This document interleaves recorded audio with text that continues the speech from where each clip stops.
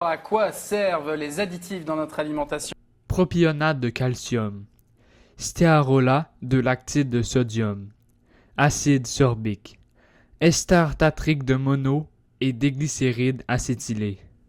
Tous ces ingrédients ne devraient pas se trouver dans un pain. Et pourtant. Mais c'est là que j'arrive, car aujourd'hui, nous allons faire une recette de pain artisanale, une solution santé facile à faire, mais aussi dangereusement délicieuse. Pour commencer, versez dans une grande tasse ou un bol, une tasse, soit 250 ml d'eau, un quart de tasse, soit 60 ml de lait chaud, 2 et un quart de cuillère à thé, soit 7 g de levure instantanée. Plus simplement, cela équivaut souvent à un paquet standard. Ajoutez aussi 2 cuillères à table, soit 25 g de sucre. Fouettez les ingrédients ensemble. Si vous aimez la vidéo, n'hésitez pas à vous abonner et à mettre un like. Couvrir et laisser reposer 10 minutes. Cela va permettre d'activer la levure et de faire monter notre pain.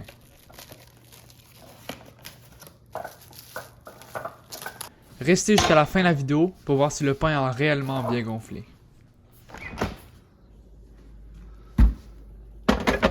Sortir le beurre du frigo et laisser le beurre ramollir sur le comptoir pour qu'il soit à température pièce. Je sais pas si on peut voir la caméra, mais on peut voir que ça a déjà commencé à gonfler un peu. Ça, c'est un très bon signe. Versez la préparation de levure dans un bol. Ajoutez un quart de tasse ou 56 g de beurre, le beurre qui a été ramolli à température pièce, une et une demi-cuillère à thé ou 10 g de sel, et finalement une tasse ou 130 g de farine.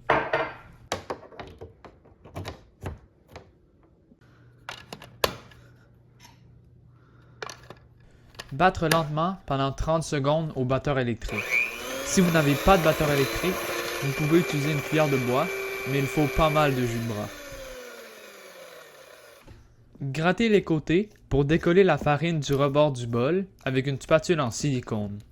Ensuite, ajoutez une tasse, soit 130 g de farine. Battre à médium la future pâte jusqu'à ce que la farine soit presque totalement incorporée. C'est pas grave s'il reste des gouttes.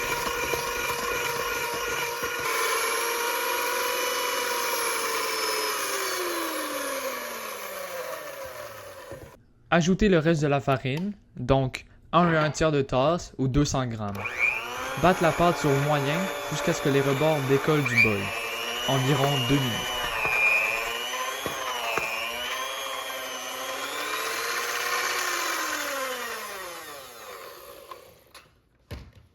Je sais pas si on peut voir, mais ça colle encore un peu sur les côtés. Mais puisque la majorité est décollée des parois, c'est correct. Parce que de toute façon, on va pétrir la pâte un 5 à 8 minutes juste après. Fait que même si ça colle un peu comme ça, c'est pas si grave.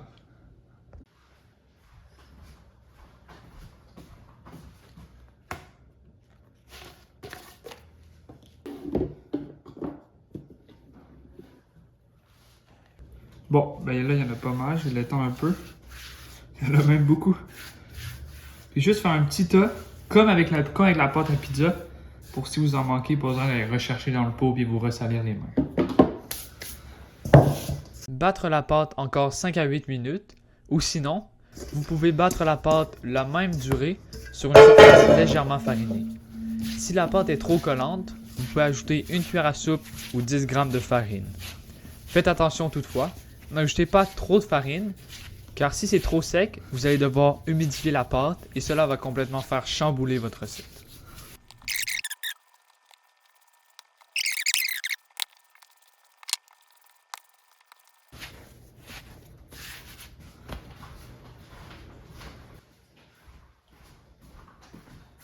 Après avoir pétri la pâte à peu près 5 minutes, puis utiliser vraiment beaucoup de farine, c'est ça que ça donne. C'est à peu près deux façons de savoir si la pâte est bien pétrie. La première, c'est mettre notre doigt. Puis si ça rebondit, comme on vient de voir là, c'est que c'est prêt. Sinon, il existe une autre technique. Il suffit de prendre un morceau. Il suffit de prendre notre morceau, de le mettre en boule, puis de l'étirer au soleil. Là, on peut voir que la lumière passe à travers avant que le morceau se déchire.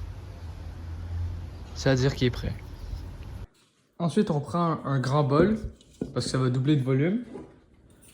On met un peu d'huile d'olive, légèrement. Puis on va venir mettre de l'huile d'olive sur tous les côtés, pour pas que la pâte colle dans le fond du bol. Lorsque c'est fait, on place la pâte dans le bol. Et on va venir la tourner pour être sûr qu'il y a de l'huile d'olive partout.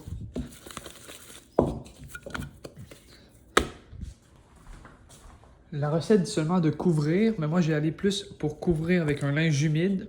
Comme ça va créer une atmosphère encore plus humide. Placez le bol dans un environnement chaud et humide pendant 1 à 2 heures ou jusqu'à la pâte ait doublé de volume. Là, on peut le placer peu importe où on veut. Ça va lever pendant 1 heure. Pour ma part, je vais le placer simplement sur le comptoir. 2 hours later. On va voir si la pâte a gonflé de volume. Je pense que oui. Il y a une photo sûrement qui va apparaître de la pâte avant, mais à mon avis, elle a bien doublé. Donc maintenant, on va littéralement donner un coup de poing dans la pâte pour libérer l'air de la pâte pour pas qu'elle soit trop acide.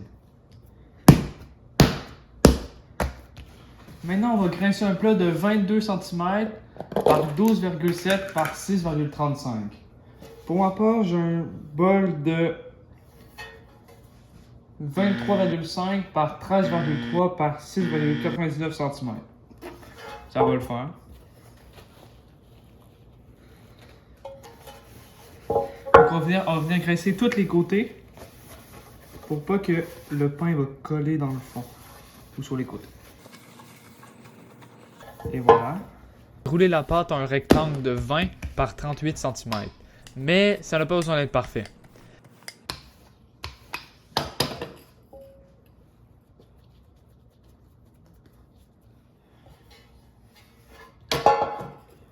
Roulez la pâte en une bûche et placez la bûche de pâte dans le moule graissé.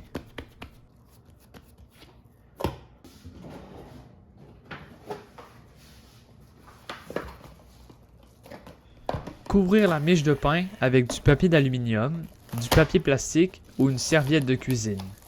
Laissez gonfler environ 3 cm au-dessus du moule, soit environ 1 heure.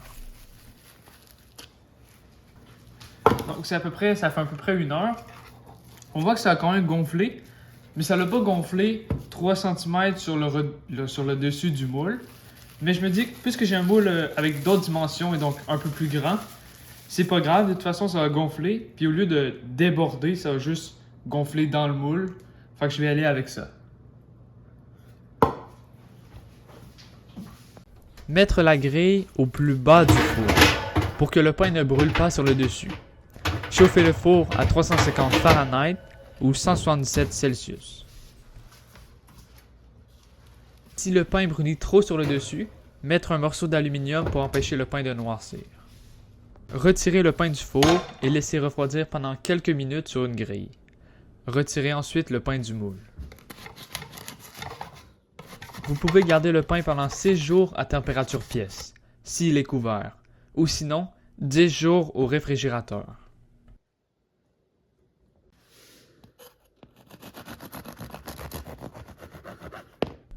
Et voilà, comment on fait du pain chaud maison avec une croûte croustillante et dorée qui craque sous la dent et une mie tendre et réconfortante.